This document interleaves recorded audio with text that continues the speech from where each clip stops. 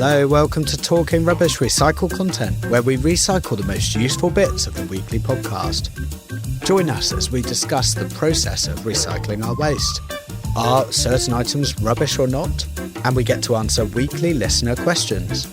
I'm James Piper, author of The Rubbish Book, and I'm joined by Robbie Staniforth, my far from rubbish friend. There was a chat over on Discord about bagged recycling.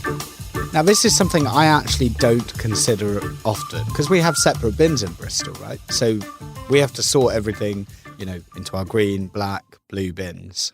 Very, very unlikely to use a bag to contain recycling, like a carrier bag or a bin liner. However, in areas where they have a mixed wheelie bin for recycling, so you just have like a general bin and a recycling bin, I guess it is more tempting to use a bag. I've never thought about it. But if you're not kind of doing what I do, which is in your kitchen have lots of bins, taking those bins out to put in lots of bins, what do? You might have a bagged recycling bin and a bagged general bin in your kitchen, and so you just carry the bags out. So Louise on Discord was mentioning that in her area, most people use bags and they're not refused, even though the council requires items to be loose. So she was asking, well, what happens to the bags? What happens to the bagged waste? Do you have any thoughts on this, Robbie? So this is interesting. When I lived in Monmouthshire, I did have bags. We were supplied with bags.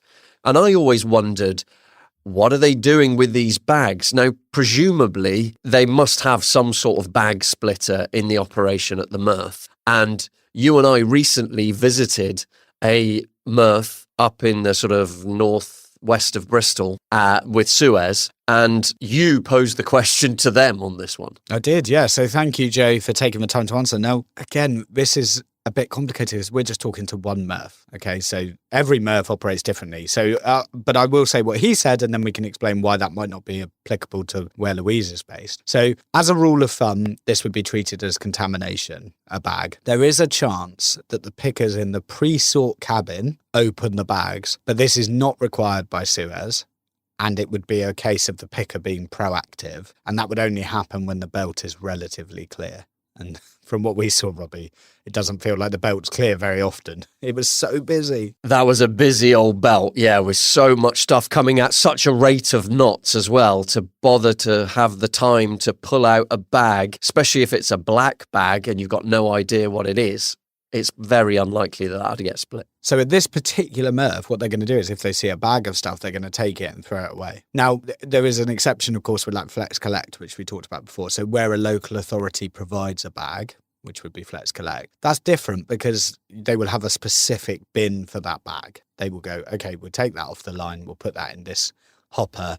That is the Flex Collect hopper. So that's different. But I think in the main, if you're using your own bag and it ends up at a MRF that doesn't have a bag splitter, doesn't have a process, first of all, to remove the bag, it's just going to get taken off as contamination. Now, this MRF we visited, Robbie, was largely for commercial contracts and overflow for local authorities. So it was not built to cope with a specific set of household material with a specific local authority contract. So Joe did say there will be other plants that Suez operate that do have bag splitting because the contract that they have is with a council that requires you to use bin liners. And that bit is the most important bit. There will be plants and MRFs with bag splitters in, but my view is using bags increases the risk of contamination and bad recycling. Because if we go, oh, it's all hidden in this bin liner, I won't bother washing it, cleaning it. I'll try and get some stuff in there that isn't really recycling. No one will know. Bin liners have a tendency to make us a bit more lazy with our recycling.